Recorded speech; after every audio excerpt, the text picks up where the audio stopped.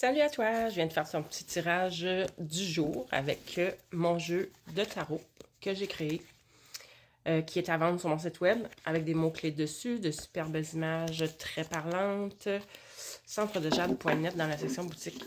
On va aller voir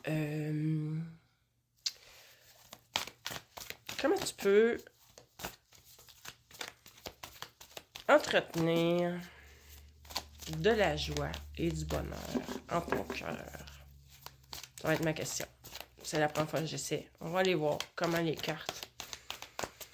Donc, je demande à la source de te révéler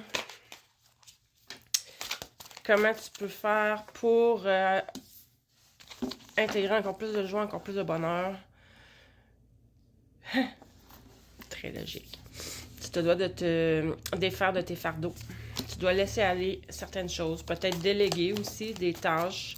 Peut-être que tu es mère de famille qui fait tout dans la maison. Peut-être que tu es à ton travail, dirigeant, dirigeante. Tu prends tout sur tes épaules. Bref, le message, c'est que tu dois t'alléger.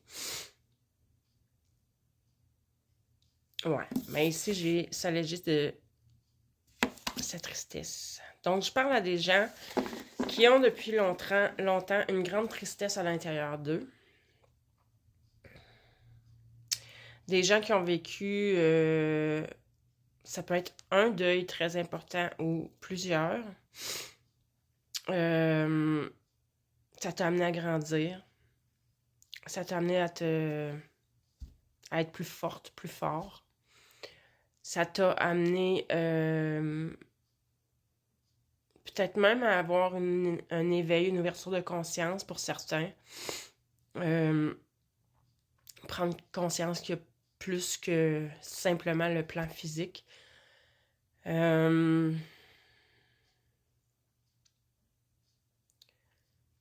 Pour certains, c'est même ça qui t'a permis de prendre conscience que tu avais une force que tu croyais pas avoir.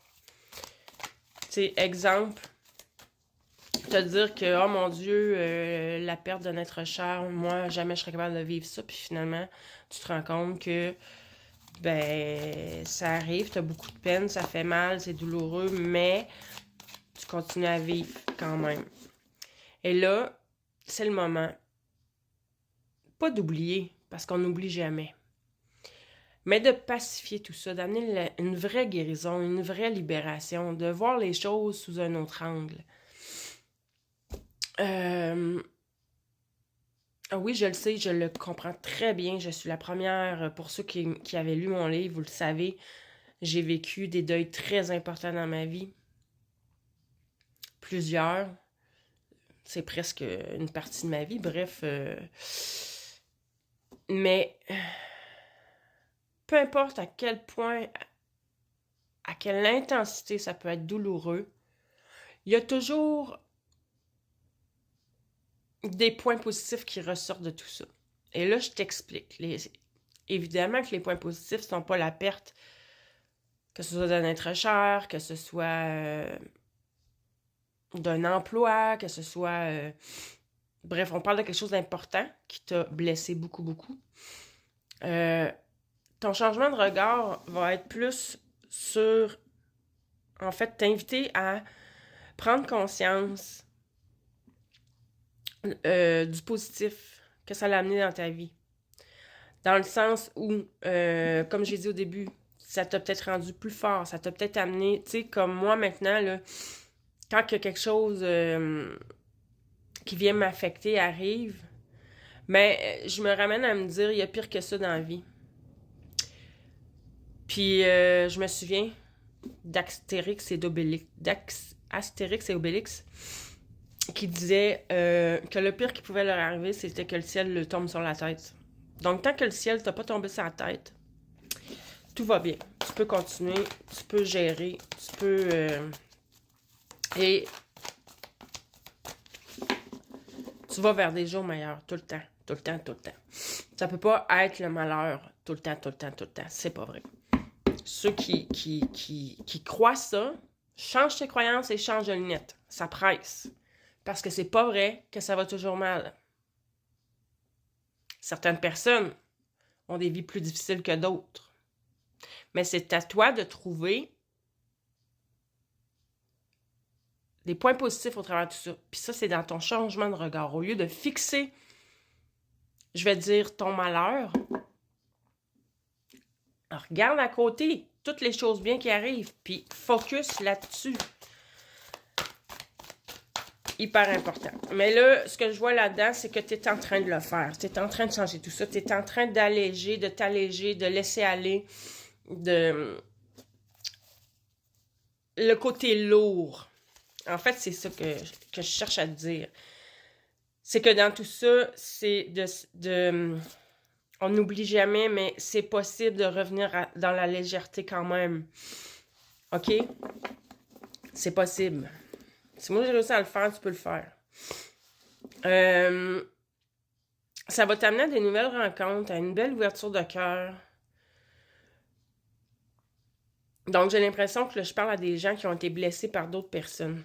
Qui se sont sentis les deuils que tu as eu à faire. C'est peut-être pas des gens qui sont nécessairement décédés, mais qui sont sortis de ta vie. Excuse-moi. J'ai eu un rhume au début de la semaine et c'est comme la fin.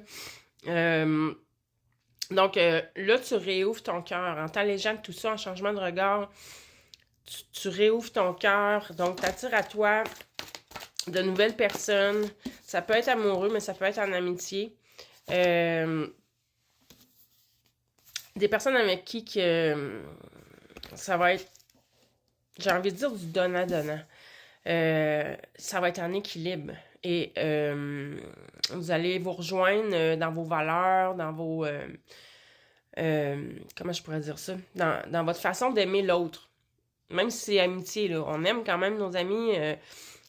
Dans votre manière d'aimer l'autre, dans le relationnel, vous allez être dans les mêmes valeurs, dans les mêmes objectifs, j'ai envie de dire, alignés cœur à cœur, c'est ça, bon, c'est le mot que je cherchais, alignés de cœur.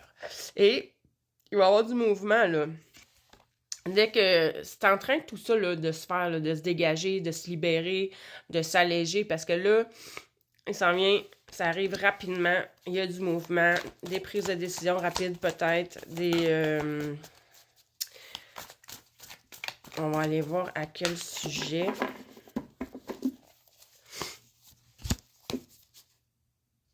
C'est un changement de cap total pour toi. Total. C'est la fin d'un karma et une période de chance qui commence avec la roue de la fortune. C'est vraiment changement important. Et là, avec l'autre, la rapidité avant, je dirais que c'est imminent. Ces changements-là, ça s'en vient. C'est la fin d'un karma, fin d'un cycle. On a accompli quelque chose. Puis on trouve sa voie, son destin. Je pense qu'on est beaucoup là, à être dans ces énergies-là, que ça s'en vient. Pour l'instant, tu le vois pas encore. Tu n'as aucune idée de où ce que tu t'en vas. Mais il va y avoir des choix à faire rendus là, mais pour le moment, tu le vois pas. Tu le sais pas, la direction à prendre. Mais cette direction-là que tu vas prendre, ce qui s'en vient à toi, là, c'est complètement aligné à ton cœur, dans une grande ouverture de cœur, dans le bien-être. Tu vas prendre soin de soi, de toi, tu vas prendre soin des autres peut-être aussi.